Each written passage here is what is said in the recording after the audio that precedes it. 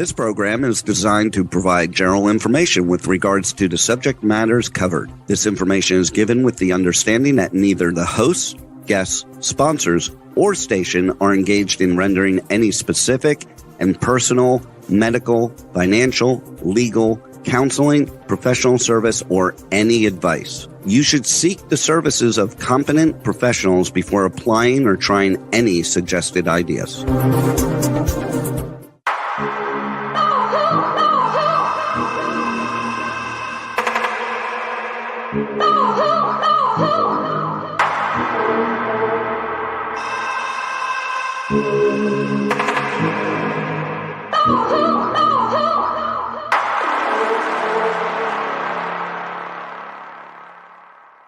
Good morning, True Seekers and True Crime Junkies. Welcome back to another episode of Hit the Road Jack, Finding the Zodiac. Today, I'd like to welcome onto the show live with me, Terry Batcher. Hello. Good morning. How was your day? I'm very well. How are you? I'm doing good. I haven't been up as long as you, so I still have some catching up to do. Oh, I actually took a little nap here a little bit ago. That's why I was a little late. That's how much longer you've been awake than me. I just ate. It's noon here now, and I get a little tired after I eat sometimes, you know. Right? Probably Sleepy probably time. a message not to eat so much, you know. And then by phone, we have Harriet Suchet. All right. Are you with us, Harriet? The weather Good morning. again. The weather. I know. Anyways, I'm here. We do have that storm rolling in. I did wake up to rain this morning, so I know it's going to be crazy, and hopefully it dries up for Easter for all the little kitties. Crossing fingers. It's going to be a great Easter. I wish I could tell you what I'm decoding recently, but wow, it's going to be an amazing Easter. So I always hate when you keep me in suspense like that. Well, I'm going to. I plan on sending you a whole bunch of things this weekend because I'm going to hit up the Wi-Fi and just because there's so much that's been quickly unraveling. I got messages that Jack is definitely working for the Pope. He's trying to help find missing kids, and some of these missing kids are actually alive now and working for Fox TV. Anyways, Well, that's weird. All right, we're gonna we'll I'll take a moment on that one. Yeah, and it has to do with the code that you wanted me to solve, the I am alive. I'm having now some doubts that if that's really 72, if that may be actually 82. So I got to work on the envelope on that one as soon as I'm doing this other decode that I'm doing, because there's something in there that, yeah. So go ahead. Sorry, there's so much going on, and it's kismet what we're doing. Trust me. Well, and I was just going to say that leads us right into my first thing I wanted to speak about today, which was the post office. So I'm going to go ahead and hop on over here to the presentation and pull that up. So last week we were talking about the anonymous letter examination that I needed to do in my attempts to find out what this letter L on the postmark meant. From the post office, and I could not find anybody in the post office, and they said they went to their higher up, who went to their higher up, who went to their higher up. So 3 levels above them, not one person in the post office understood what this L meant. And of course, after I had brought this up last week and the show was over, Harriet had sent me a text message that indicated that the L on the USPS mail is for limited quantity paints, inks, perfumes for types of mail that may be shipped by air. Air carriers need to know what's on board for items affected by pressure or flash points that could cause fire. She said she learned this when doing a bus bomb paperclip in 1974, smuggling items by air. Yeah. Now, so Terry, they could have went back just maybe 20 years or 30 years, and then they would have understood. Because if you look it up, the L on it, it means L quantity, and it means all that. It's very complex, but when you do it in simplistic, that's not very complex. That's not very complex at all. In my mind, if the L stands for limited quantity, and obviously it's going to be very important to airliners to know exactly, like you said, what they have on board and what they're carrying. It is also something that you're asked every time you ship something through priority mail. It asks if you have anything hazardous or that could catch on fire, basically. So that brings me to Terry B, because Terry B, you know which one of these two messages from the Dahlia is it Dahlia's killer's cracking, or here is Dahlia's belongings that was covered in gas? It's the one that, I believe this is the gasoline soaked letter you see there in the middle at the bottom. Okay, so here it is. Here is Dahlia's belongings was a gas soaked message from the killer. Now, when I couple that with the following message, yes or no, which he's asking whether or not he's going to get terms for Dahlia's killer who's cracking, I found this random letter L posted up in the right-hand corner. And from that point on, I started seeing these L's on different communications throughout the Zodiac series, throughout many of the communications that we were looking at. And I didn't understand why these letter L's were there. They don't have any meaning to me. They weren't part of the message, unless it meant the only thing I could come to was the idea of Libra, because we see the Libra effect coming into play with the Zodiac case. But if you cross-reference what we just found out about one of the messages from Black Dahlia coming in gas soaked, and now we have this one that has an L on it, which almost indicates, like Harriet says, that it does not contain anything flammable. Does that make any sense? Well, the bottom line is a lot of people don't understand that old books and old, things, maybe antiques and antiquities that have certain type of inks on it. They're not assuming, if they're smuggling even, that this may be something that could have something flammable in it. So that's how I learned about it, because the bus bomb letter, they're smuggling a whole bunch of antiques and according to that solve, they're smuggling what was in the museum of the Isabella Stewart Gardner Museum, using old antique books as a cover to someplace in Germany. So you may not know that you're shipping something that has some subject matter in it or on it that could have a low flash point because of how high you're flying and all kinds of things. But, so yeah, you're going to need, but you're definitely going to have a flash point with gasoline soaked stuff sent in the mail.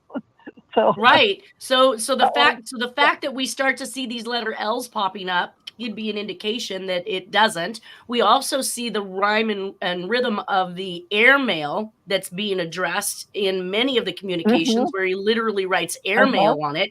It really sounds to me, and going back to the way he got these messages around, the possibility that they are post-dated or post-marked for dates that may not be consistent with the times they were actually mailed, as you're starting to discover, all tells me that there's inner workings with the post office involved here.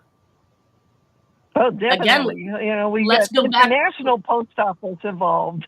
Well, let's go back to the Riverside letters, where they're postmarked by a hand stamp by somebody behind the counter, but they are not postaged properly. So here he's getting them postmarked, cancellation marks put on them, when there wasn't even the postage necessary, and he would have had to have walked into the post office and had that manually done by somebody behind the counter who didn't correct him or ask him to put the postage on. I'm just feeling that there's some inclusion here with that. Anyways, that was a nice find. Thank you for sharing that, Harriet. And I'm glad to see that we can differentiate that L probably now at this point means that this one is not covered in gas. Go ahead, Terry. I was going to say you get a signal there with letter to follow. Well, what letter? You got a letter L that followed. See? Right. He's drawing attention to that letter to follow. And you're saying, well, what letter? And there's a letter L. So he's pointing it out. He's definitely pointing to his name. Right. Yeah, in limited quantity, exactly. I just think this really quickly. A lot of people don't realize that cocaine is processed with, gasoline and so on. So if you're smuggling an illegal drug called cocaine, even if in a small quantity, and you are in cahoots with somebody in the postage or postal industry, yeah, they're going to be like, well, we better mark this as an L, so whoever's flying this will have the hint that there's something in there. Don't say anything. Get it to its destination. It's really amazing. Cloak and dagger. Yeah. Sure. All right. Well, that brings us to the next communication, or at least the next connection that Terry B had made with the Dear Editor, which was purported to have been a forged document by somebody, but I did find that it was in fact written by the same individual who wrote the Zodiac letters, and that is the Zodiac speaking, "I am back with you." Now, you've pointed out some things on that, Terry. What were you looking at in specific? Well, I looked at a lot of things on this document. I've got a lot of annotated copies of this particular document because it has there's a lot to it. But for the sake of our focus being the D.B. Cooper caper lately, I'm looking at, well, what are all the things that point to the D.B. Cooper caper that we can identify or possibly pointing? And you know that the way he liked to manipulate his letters A, the implied plain text letter is A in about, but in fact it looks like a lowercase d. So it's quarantined. It's away from the word out. So I figure he's saying DB out, jumped out of the plane, DB out. And I referred to those as the high back A's because we know that Jack commonly used a bell top or a cover over the top of his A. And in some cases, it's very hard to drop that habit. So he found himself still drawing that stem up higher than where the A was, albeit it's missing the actual overhang and cover. But I look at it now, and you're right, with that high back stem on it, makes it look more like a short D than it does an A. And then the B is quite large compared to the rest of the word. So it's another one of his signals. So it's not a big, gigantic one, but it is one. But then notice that the way the zero is, it looks like the skeleton card, the I and the skeleton card was circled as though it's, you're familiar with that little drawing of his. Right. So he's giving another layer to that hint is what I'm saying. Like I say, this document is loaded for bear. There's a lot of things about this document to discuss in the future. It's got a lot of stuff. I don't know if you want to hear about any of it right now, but it's a ton of it. And well, basically what you got from this was the D.B. Cooper Zodiac connection, and that Cooper jumped out. You're right. And that's all. I mean, that's just that's almost an afterthought, because when I got onto this document, the word "speak king," capital K-I-N-G, caught my attention first and foremost, and that to me, I identify this document as being yet another Tim King.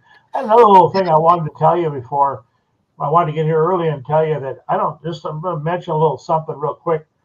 I just learned today, went back and doubled back. Tim King's abduction date was Jerry Lewis, the comic Jerry Lewis's birthday. Okay, but nobody knows about Tim King yet. We haven't even set up for OCCK. That's for you. That's for your consumption. I mean, I do understand that this letter is written in 1978, which is 1 year after the end of the OCCK murders. So to be connecting himself to it through another communication is exactly what I would expect to see from the Zodiac. Oh, yeah. So yes, we will be talking about King and Timothy King and his father, who was very a very affluent attorney back in Michigan. So we are gonna definitely cover these things. So the timing of the letter is right for having taken credit for something that he had done. And so we've got DB out, we've got speaking, we've got, yes, like you said, there's so many things in this communication in 1978 that we are going to definitely be visiting this once again once we get there. Right. Okay, what is going on? It's a big one. All right. So that brings us to the next cutout, the attention. Thanks for your hospitality. You had a lot of connections in this one, did you not, Terry? Yes. I mean, I'm looking for his little figurines there. Harriet's called them symbols. You can call symbols, figurines. I mean, whatever you want. But you can see they're pretty obvious with the Ramsey one. You found the Ramsey murder note. The Degnan one, which is flipped over. Yeah, go ahead. I mean, it's loaded for bear again. And of course, there's so that one is part of the Reno newspaper one, part of that same. This is all post D.B. Cooper stuff here. That's the focus here. It's D.B. Cooper. So you can see how he structured his JTs that I identify there in the next document to be I similar. See it right in here. So we've got the J is the upper bowl of the R in Reno, and the buckle and the stem actually make a T. So that is that JT reference that you're making, and we can see that both in Reno newspaper and Reno, Nevada. Now, I went one step further to connect this to Jack. So while you called those JT connections, I literally went in to find Jack's capital letter R's, and holy crap, look at this one right here in Hi Mom red. So he's talking to his mom and his mother's new husband or what have you. And we can see that the buckle of this particular R comes back to the left of the actual stem. It's very angular, and it shoots and jets straight down to the baseline, which is exactly what's happening over here in Reno both times, right? That was just a little tiny. Look at the tiny little letter O on Reno, little tiny no, and you know everything with this guy, everything with this guy. Right, that's cool. So, I'm glad you found that. He's screaming for attention. It is me, J.W. Torrance Jr. Live in Studio, Texas. You know, or connected to Studio. Oh my God. It really was. So you saw several Zodiac hints, which is way he formed the NEV in Nevada, which kind of is reminiscent of that symbol that we seen on the Halloween card as the Zodiac. So again, he's including more information. We also see that P that you pointed out to me early on in the Black Dahlia communications that has the super long stem. We found that also included in the word newspaper. We see the W that I have been talking so much about. We find it in Jack's natural handwriting. It is found randomly throughout the Zodiac and other communications. He flips back and forth between a rounded version and this very angular version. And this version just happens to be exactly the way Jack writes it. I'm sorry I failed to catch on to that one and bring up those W's, but everything about this writing is screaming Jack. No harm, no foul. No harm, no foul. Good. Yeah, it's all good. It's all good. So is there anything else on this one that you would like? No, what's that? I got in my head the weight. I got in my head the way he spelled weight in my God, Lipstick Killer, in lipstick. In lipstick, the weight, the W-A-I-T-E in lipstick is consistent with the W's that we're seeing here. It all cross-references each other. It's absolutely, I'm not going to say shocking by any means, because I've been telling people this for 14, 15 years now, that these communications are connected and that Jack is the author of them. You can't throw a stick at anything and not have it match Jack, right, Terry? Absolutely. I mean, he went over the top. It's like Harriet said, he was screaming for attention with it. He really was. He would say, this is my document, and he was going to see to it that it ended up being somebody who would discover that it's his document, despite what maybe his associates would want to happen, you know. We'll also look at this R up here in the number 12 section of this particular, it was a receipt book that he had, but we see actually instead of that angular and more jetting leg of the R, we see a curved one. And if you look in the second R in Reno, Nevada, you see that has the curvature. It's not near as straight and jetting as the others. So we can literally go back and forth and say that he has all the attributes, including the very thin bowl that is angular to some degree. And here he thinks he's doing a disguise by making it super flat and super angular, but then he fails to realize that when he disguises that section, he does everything else just as normal as his own normal handwriting. And that's why I tell people, what's that? Or did he fail? I tend to think that he was saying, they'll figure this out. You know, I don't think he was afraid of it being figured out. And from a handwriting standpoint, he already had immunity for a long time. I just think that this is he's drawing attention to that angularity, that thing that you refer to as another buckle in it, if you will, a sharp buckle to it. That points back to these other three on the left. You know what I'm saying? Well, I find in my anonymous cases, when people attempt to manipulate their handwriting, they think they're using something that is a disguise. So their brain is patterning something, but they fail to realize that they're ultimately doing something that they always do, even inside of that letter. If they can change one aspect, they typically don't change any others. So that one usually is sufficient in their own minds to allow them to believe they're writing anonymously, when in reality, they're just using something they already have in their arsenal, and they might change it a small bit, but like I said, they're not able to change it on every level of every characteristic about writing. And there's 17 different characteristics. If you wanted something to look completely unlike your writing, you'd have to change all 17 aspects, and it's very complicated to do. But with this particular bird, don't you think with him, he is awfully smart. This guy knew a lot of stuff. It's like Bob Shields said when he saw that Ramsey murder note. He said, "Ooh, this guy had a big brain." And if anybody could say that, Bob could say that. I mean, well, but he learned. Well, he learned the countermeasures. Yeah, he learned the countermeasures. Oh, yeah, he did. Yeah. Absolutely. All right, so that brings us to the Sky Marshal's letter, which we haven't hit this one yet either, but you also found some consistencies in that, if you want to share those connections. Well, these point that people can go look on the Ramsey note, assuming they get a good copy of it, because as time goes on, I see there's more and more tampered copies available to the public. But if they can get a decent copy of it, they'll find those two little items that I circled are, especially his tendency to turn that I in airport into a Christian cross, if you will, type of a symbol.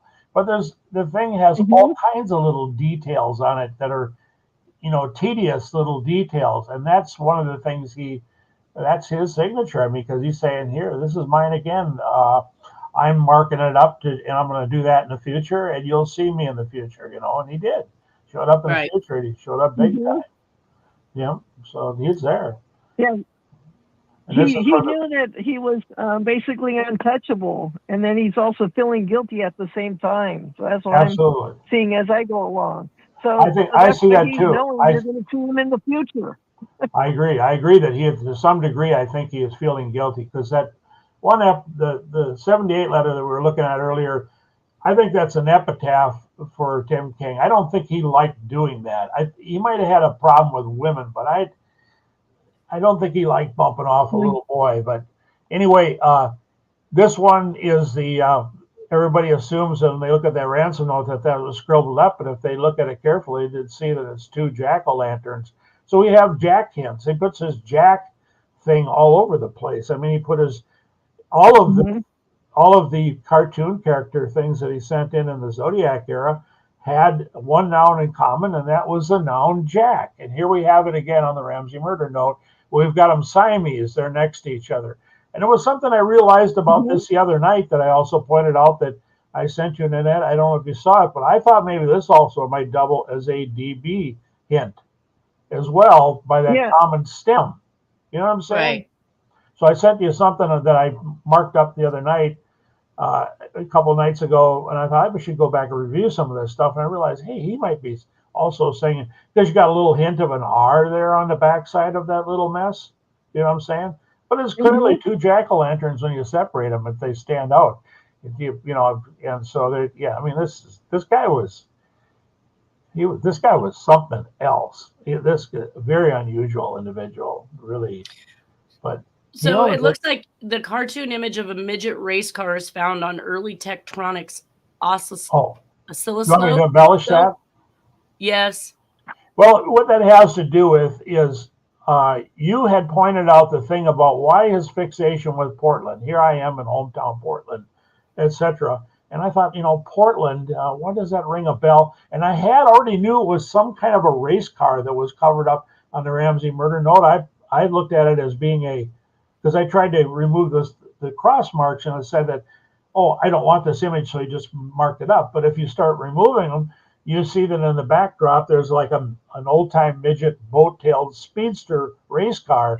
Well, that's also what midget racers were like.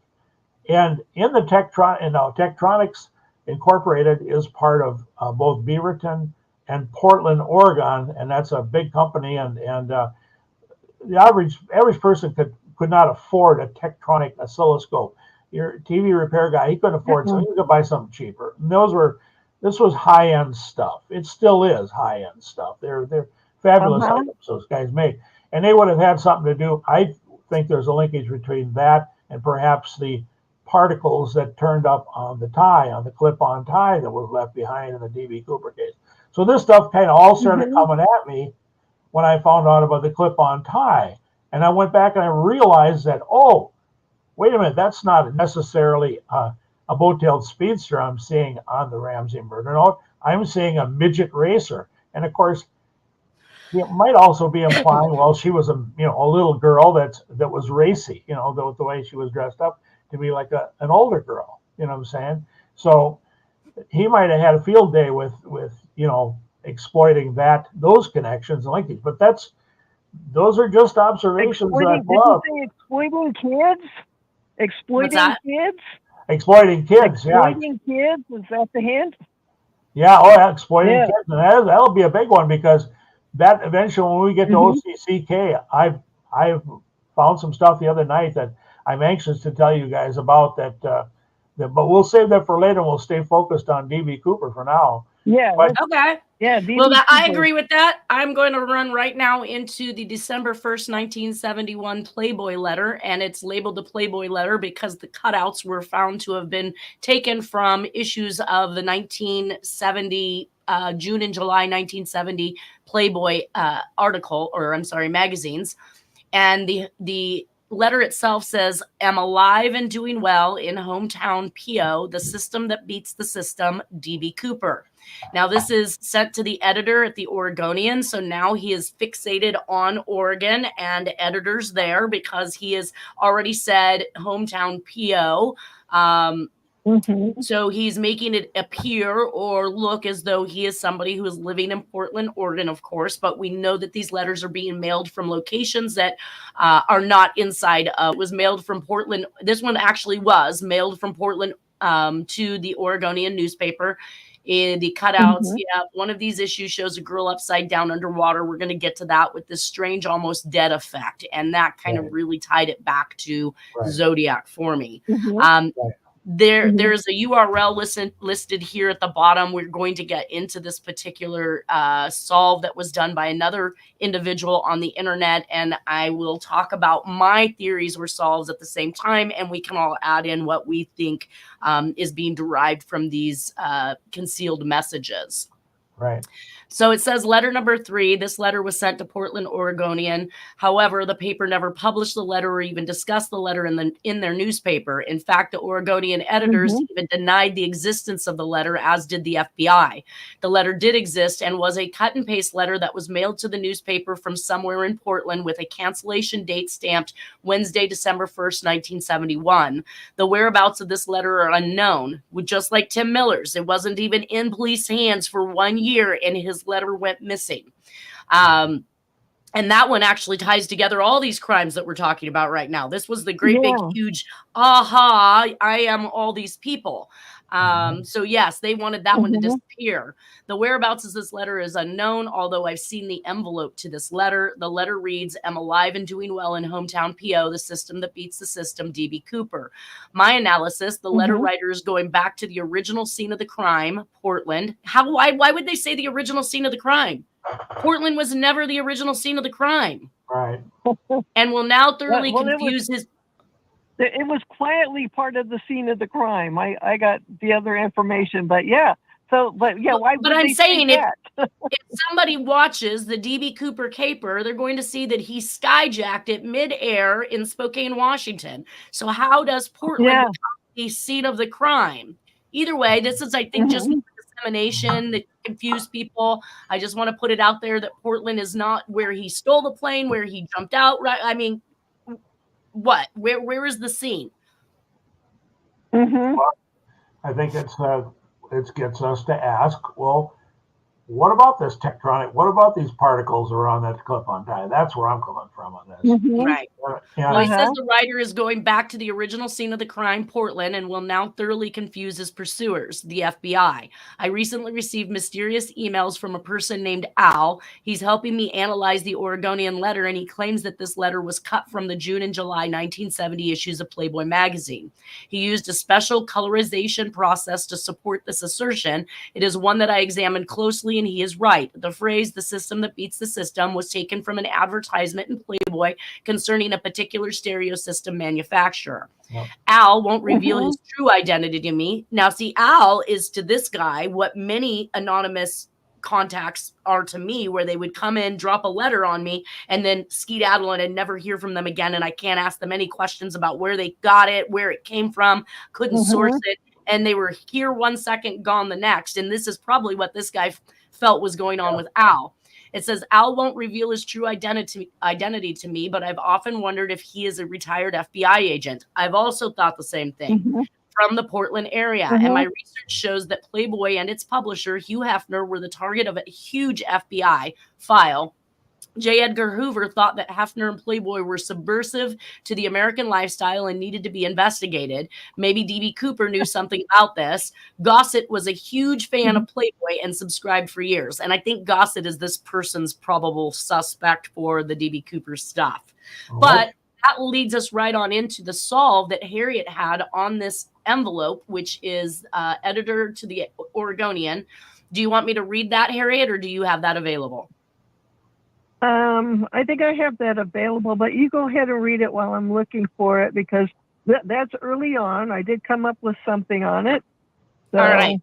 Your anagram message of this particular envelope worked out to be Northwest Orient President Nyrops sent Seattle office ops manager Lee to SeaTac with Ratchet for RN, White House lawyers, G. Gordon Liddy, Joff Shepard. Mrs. E. Howard Hunt retrieve 119-213-1966 microfilm images in Boeing 727. D.B. Cooper in Dembert's suit, tie vested, net weight 9,710 grams, I'm guessing. Then push out amount 5,800 over geolocation to the bar. You got that out of this letter, huh? That's cool.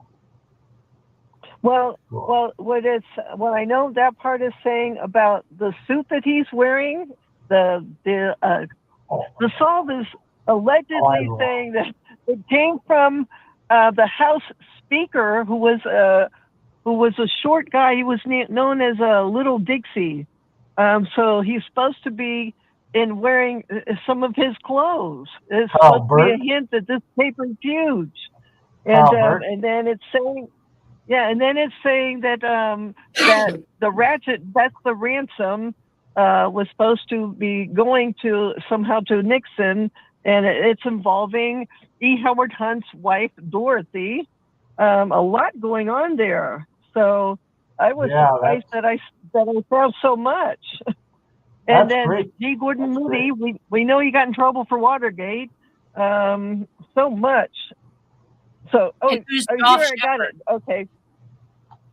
Yeah, and that he's a White House lawyer, if I remember correctly. So I have the page now, but so I'm just looking at attention AH, G. Gordon Liddy, Shepard, the Northwest Orient Ops. Oh, never mind. That's the next one. Anyways, so I was just happily pounding away on these. You know, one thing led to another, and then they became easier to decode as I went along. What is the microfilm images? 119 of them from February 13th, 1966. What is that? That's some of the other images that are being found on this drone. There's supposed to be a lot of compromising pictures, CIA stuff on them, and they're trying to get them through to the right hands, again, to Nixon, because Nixon is supposed to be planning the meeting with Zhou Enlai in a couple of months afterwards. But they're trying to move those pictures. And it has everything to do with stopping Vietnam, the war. That's what I'm saying. And Nixon kind of had dirt on everybody, right? Like he had so he's got dirt on Zhou Enlai. He's got what? I'm laughing. He's got dirt on Zhou Enlai by some of these pictures. So they're trying to, just move the pictures and then get Zhou them Enlai? to. This is what this is. Yeah, Zhou Enlai is the president of the very closeted and shut down communist China that was supporting the Vietnamese, North Vietnamese, the Viet Cong. Everybody's dying. Both sides are not happy with the war. So Gotcha. that's what a lot of these pictures have to do with that. That came from this. Okay. Right. Now, the solve for the actual letter, you want me to read that again, or did you already have that out? Go with the actual letter. The I am alive. Yeah, I am alive. Am alive and doing well. Now, I want everybody to remember that this is something as a common communication for all of the series, because they always report when he disappears off the face of the earth and there's no more killings that he must have gone to jail, he must have died, or he must have just gone into oblivion. Mm-hmm. And of course, the Zodiac and all the way from Black Dahlia on has liked to remind everybody that not in the hospital, not in jail, very much alive and well, and with you here now. So these are things that we are used to hearing him say. This particular solve, Harriet found to say, to tell the truth, VP Spiro Agnew at White House, I don't know, is that ooh? my, unable to locate Nixon. Like, like he's describing something. Oh, gotcha. my. Unable to locate Nixon, execute order, last head and tattletale, Lawrence swearing a mandible. Look by the immigrant POB I use from the same nomen nescio Zodiac. So explain what that means for us. He's just saying that apparently they're trying to find, Donna Lass, who happens to be Catholic, by the way. And I guess they're also finding out that Lawrence Swearingen, the tattletale pilot, who is very dead, was also Catholic. They're trying to find them. So he's saying, ooh, my. Well, you want to find them. This is where you need to look. And this has to do with the D.B. Cooper caper also. And immigrant gap is up 80, right? Yeah, it's right where they found it's right where they did find a skull and a mandible in 85, 86. So. And what's POB? Yeah, the POB is the post office box, which is near Nyack. All right. He had so he's saying he had a post office box in that area. He's telling them to look there. I'm sure he absolutely did. 100%. He has a P.O. box in many locations that he continues to carry even when he's not even in that state anymore. Mm-hmm. Wow. That just kind of wraps back up with the whole access to post office and the inside information that he's aware of and how to get his communications around at even different times than when they're postmarked or otherwise. Mm-hmm. All right. So in this alive and doing well letter, we were just about to enter into the explanation from an individual who believes he's decoded those cutouts and what they mean. Before we climb into that, I had found some communications that I had actually had, one with a Galen Cook, and Galen Cook, to my memory, was also researching the D.B. Cooper case. Yes. And I had sent him some information. You know of Galen Cook? I'm familiar that I knew that he was a name in the research group. Yes, he might have been the one that was dealing with the clip-on tie. Gotcha. Well, I sent him my workings on it, and his response was, Nanette, nice try on the D.B. Cooper letter to the Oregonian. Cutouts from Playboy magazine. You actually did a pretty good job. That letter holds the true secret to the identity of the D.B. Cooper, and even more importantly, it answers why he committed the crime. The FBI still can't decipher the coded letter, even though I've hinted around some things to the Norjack agent, Curtis Eng. The FBI actually tried to decipher that letter in the early 1970s. Agent Eng attempted to expand and close it out in 2011, but fell short. The answers are there, but the references on the numbered pages are actually coded to other matters. To solve the codes, one has to know specific things about the hijacker and his past. Would you mind telling me what connection you have interpreted between JFK assassination and the Zodiac Killer case? Much appreciated. Keep up the good work. Galen Cook. Oh, he's an attorney at law. So he's an attorney who's also been working on the case. So he found what I had to say, and again, the only way I could have came to the conclusions that I came to in regards to this letter is knowing Jack's past and making that connection to the Zodiac Killer. This one is actually done. So this is done by someone else. I just took screenshots of their particular information on this letter. And it says the author used word association for any information revealed in the ads and articles not yet known to the general public at the time this letter was postmarked. Only the hijacker would know that word association, what word association words to use.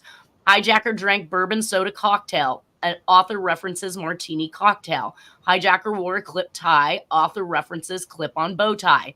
Hijacker smoked cigarettes. Author references pipe. Hijacker used matches. Author references lighter.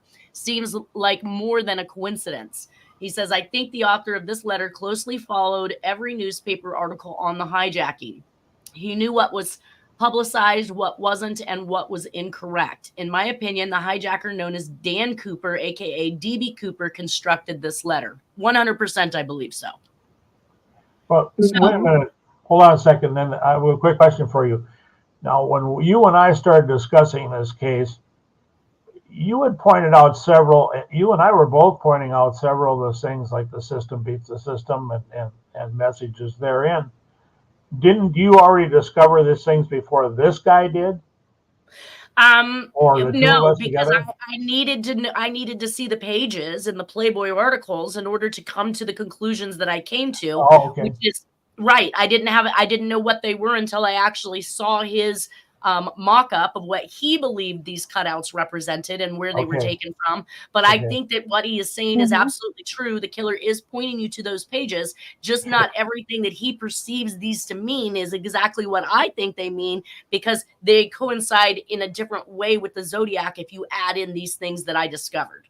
Agreed. Okay, I get it. Go ahead.